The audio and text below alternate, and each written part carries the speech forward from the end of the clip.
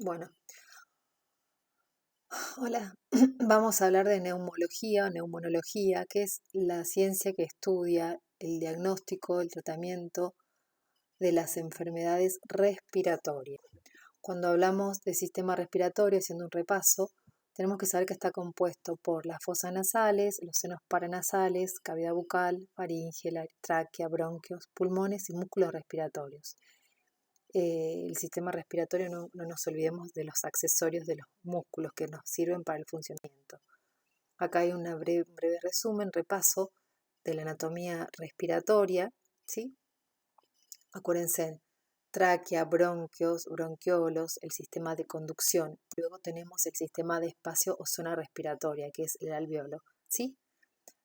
Todo esto es un repaso anatómico.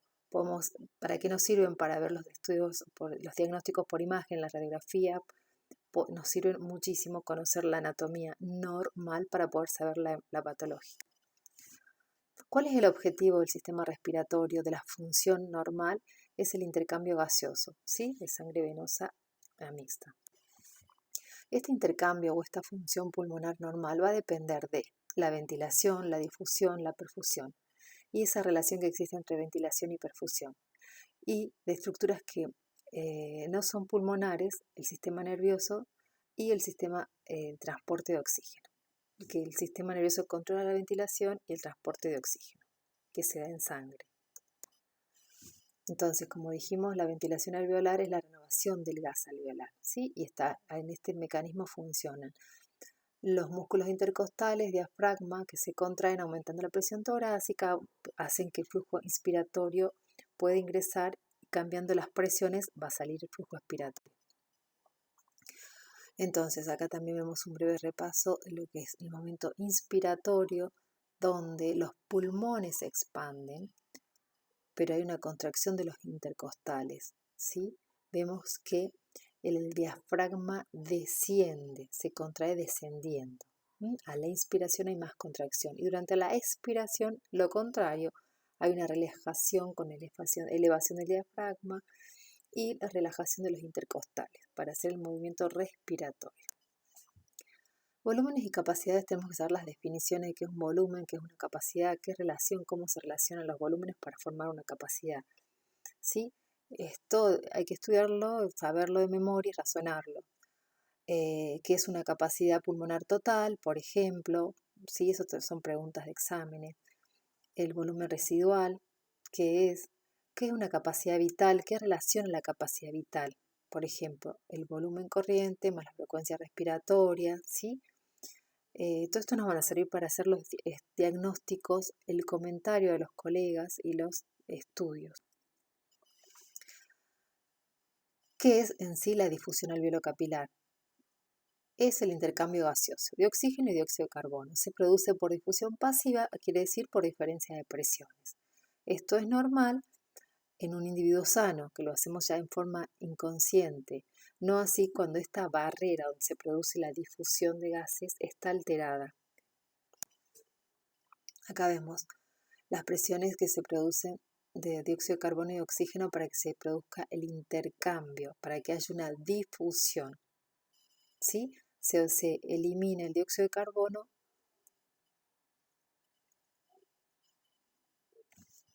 desde los capilares hacia los alveolos.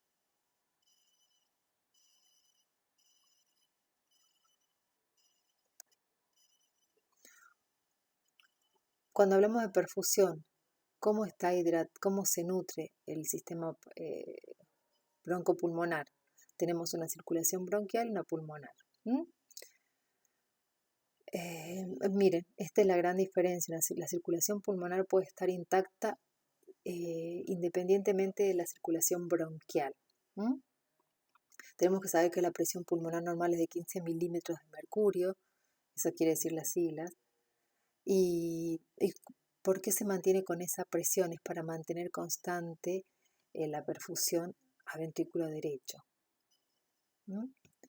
Aporta nutrientes, toda nutrición aporta nutrientes y energía al parénquima pulmonar.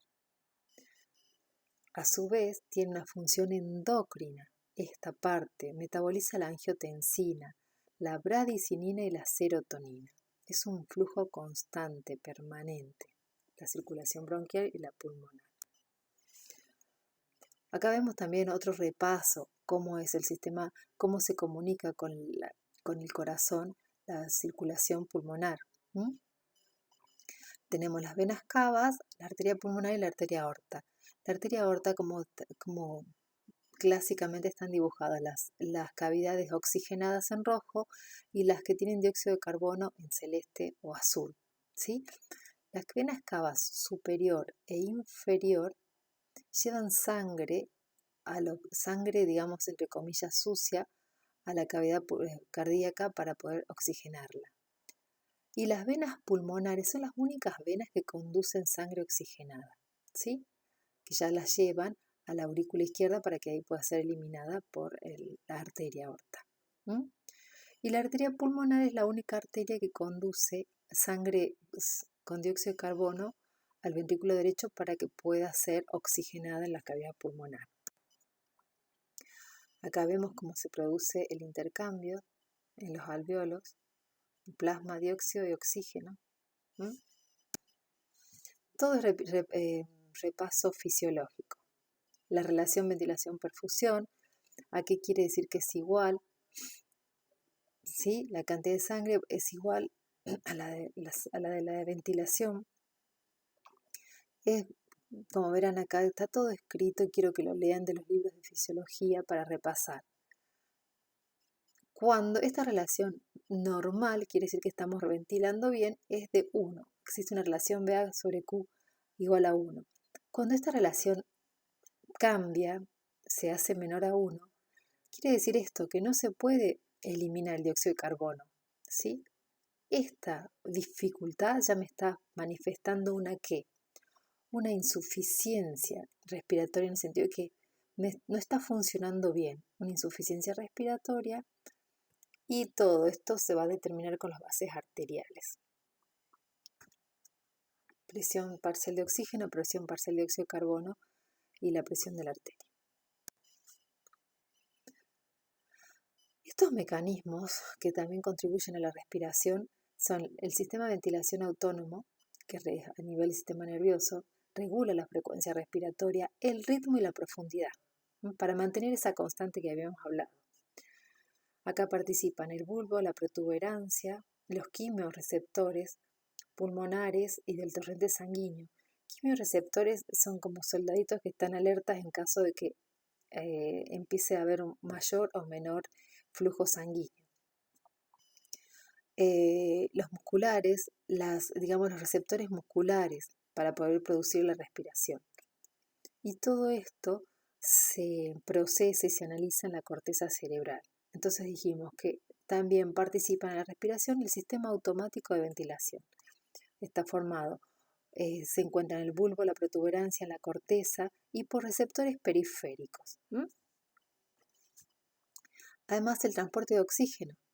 ¿Cuál es el objetivo de transporte? Es suministrar oxígeno al organismo. El oxígeno circula en nuestro cuerpo, el 99% está unido a la hemoglobina y el 1% está disuelto. Eso es muy importante cuando hablamos de procesos anémicos, hemopatías, hemoglobinopatías, enfermedades de las hemoglobinas. Entonces, cuando tenemos aumento de demanda de oxígeno, ¿cuándo hay aumento de demanda de oxígeno?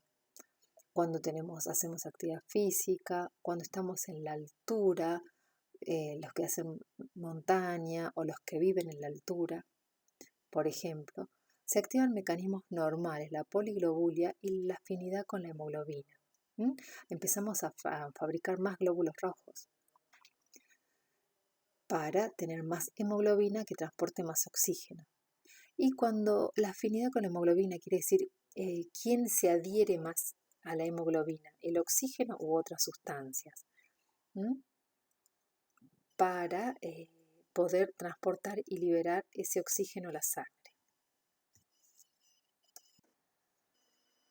Bueno, semiología, para que vean más o menos dónde se encuentran ubicados los pulmones, ¿para qué? Para que podamos auscultar.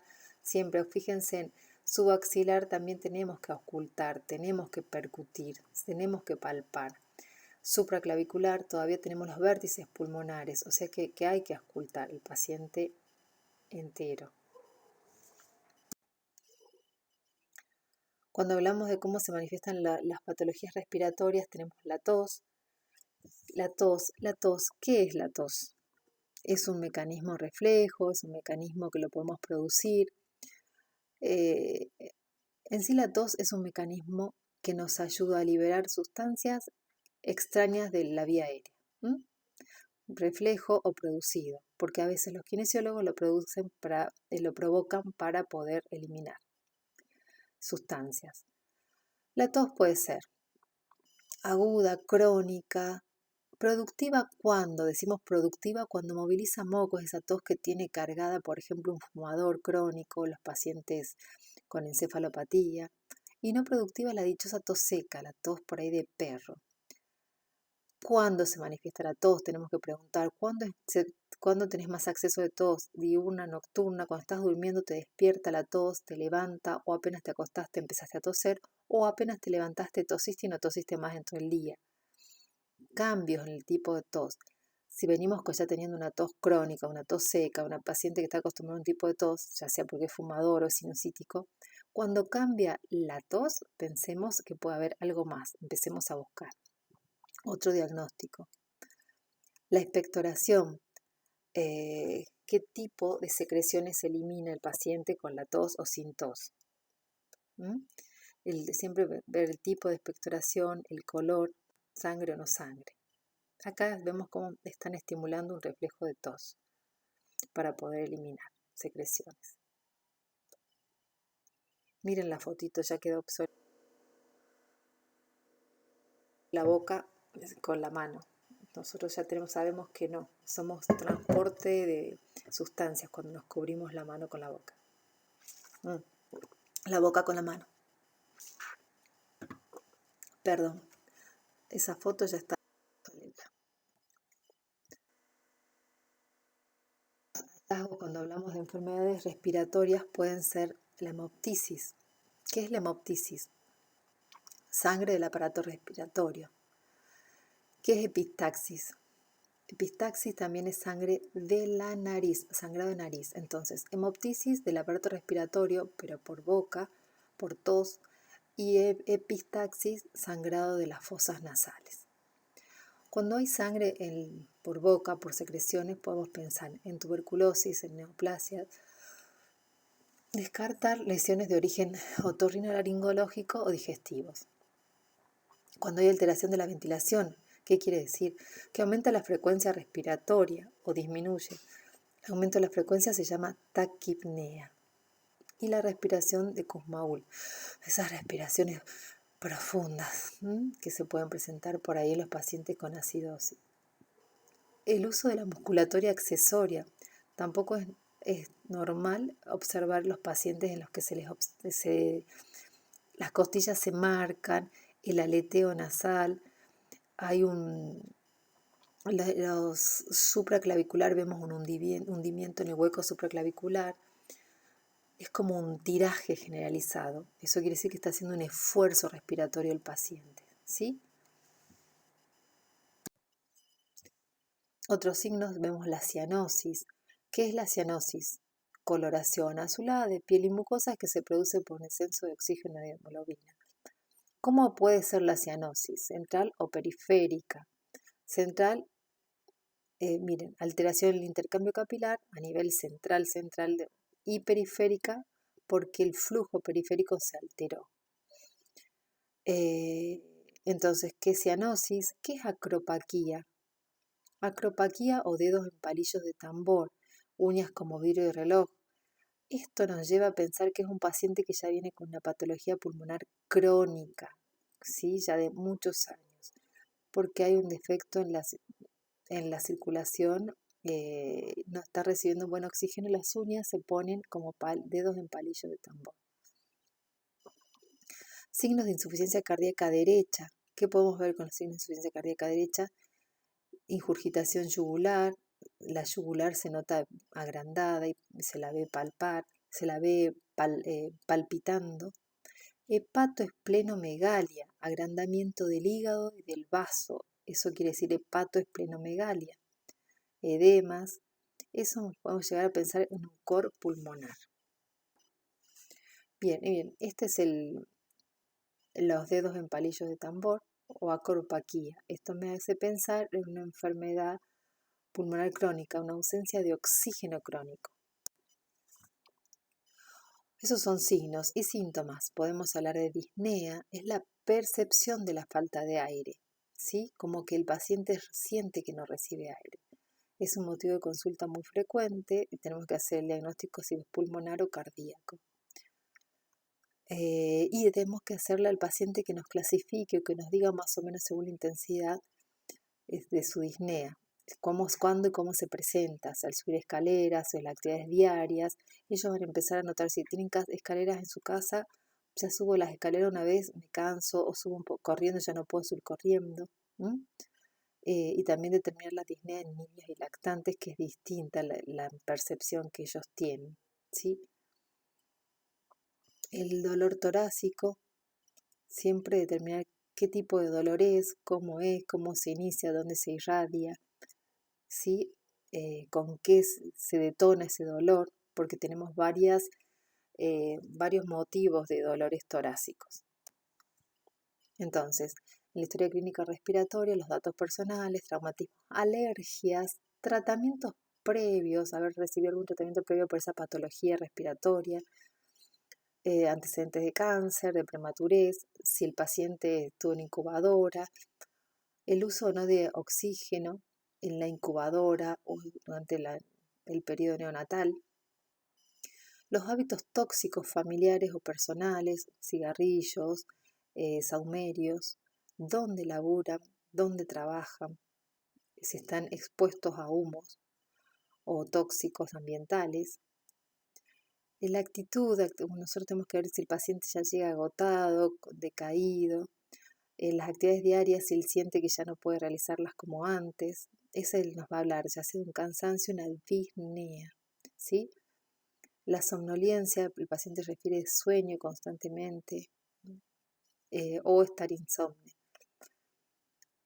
Entonces, antecedentes familiares importantes de fibrosis quística, de asma, de tuberculosis, HIV, fumadores. Acordémonos de los pasivos y los activos. ¿Qué tipo de vivienda, qué tipo de piso tiene, qué tipo de techo? ¿Sí? ¿Cómo cocinan? ¿Dónde cocinan? Esta es una foto, yo creo que es archiconocida por las vías en internet, de lo que produce el cigarrillo y cómo sería si no fumara. Acuérdense que el cigarrillo es una de las drogas permitidas y que de fácil acceso, y permitidas y visiblemente o socialmente todavía aceptadas. Entonces, siempre que hagamos el examen físico, a hacer una regla, IPA, inspección, palpación, percusión y auscultación. La percusión es muy importante, acuérdense de eso, vamos a aprender a percutir, aunque sea en serio lo vamos a ver. Bueno, la inspección, ¿qué vemos? El color de la piel del paciente, la actitud, el cansancio que puede estar ojeroso, si tiene o no la forma del tórax, forma de tonel o el tórax, el esternón hundido. Dedos, ¿qué podemos ver en los dedos? Ya les dije, y la fascia. Palpación, siempre se palpa, primero una maniobra superficial y luego un poco más profunda para ver la elasticidad pulmonar, anteroposterior y lateral, las vibraciones vocales. La percusión, siempre con un dedo sobre el otro percutimos y vamos a escuchar el timpanismo o la matidez, podemos evaluar la excursión pulmonar. Bueno, la auscultación normal, cuando nosotros hablamos de auscultación normal, hablamos de un murmullo vesicular suave y regular. Se dice que tiene una buena entrada de aire bilateral cuando esto es así. Y podemos descartar ruidos anormales haciéndolo toser, haciéndolo hablar. Establecer los ruidos anormales, dónde se encuentran, en qué tiempo, en la inspiración, si hay una sibilancia a fin de expiración, sibilancia en los dos tiempos, así se dice, se ausculta una sibilancia durante la inspiración y expiración. o puede tener rales gruesos, que son los roncus, o crépitos, los soplos tubáricos, frote pleural, todo eso se auscultan. ¿Cómo se ausculta? Siempre en forma bilateral, en forma comparativa, porque eso va a ser nuestro parámetro. Y acuérdense siempre de la parte supraclavicular y la infraaxilar bilateral. Acá tenemos las vías aéreas, cuáles son los sonidos más frecuentes que vamos a encontrar de acuerdo a si auscultamos vía aérea o si auscultamos parénquima pulmonar. Ya vamos a probar con el estetoscopio. Mientras tanto, si ustedes tienen estetoscopios, vayan auscultándose en la familia, ustedes mismos, lo normal. Los estudios complementarios que nos ayudan en la parte respiratoria, la radiografía de tórax siempre frente y perfil, que se observa, podemos tener un continente y un contenido para poder hacer un buen estudio de la placa.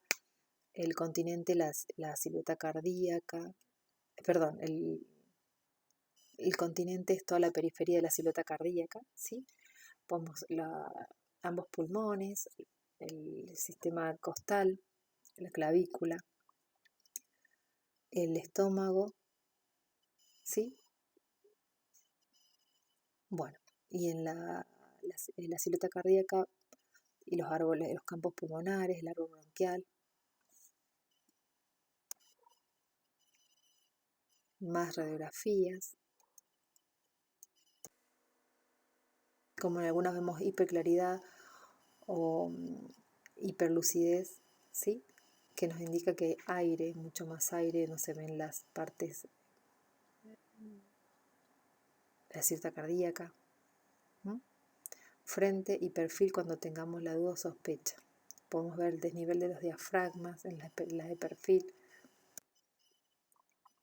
Bueno, más radiografías de tórax, acostúmbrense a leer.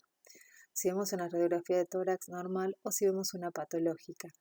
Patológica, ¿qué podemos ver? En la radiografía B, por ejemplo, podemos ver que es una radiografía de tórax de frente en la que se pueda ver las costillas horizontalizadas, un poco más acostadas de lo normal. Podemos observar una imagen radiodensa en el hemicampo derecho. Podemos observar los bronquios congestivos, ¿sí? Nosotros vamos describiendo lo que vemos, no hacemos un diagnóstico con la radiografía. Es un método complementario que nos ayuda con la clínica a hacer un diagnóstico. Vamos describiendo y vamos viendo si hay algo anormal versus lo normal, ¿sí? Y vamos pensando ya qué podría ser. Otros estudios complementarios, la tomografía computada, angiografía, resonancia magnética y fibrobroncoscopía con lavado bronquial y estudio de esputo. Estos últimos se hacen sobre todo para las tuberculosis. Bueno, después les voy grabando esto.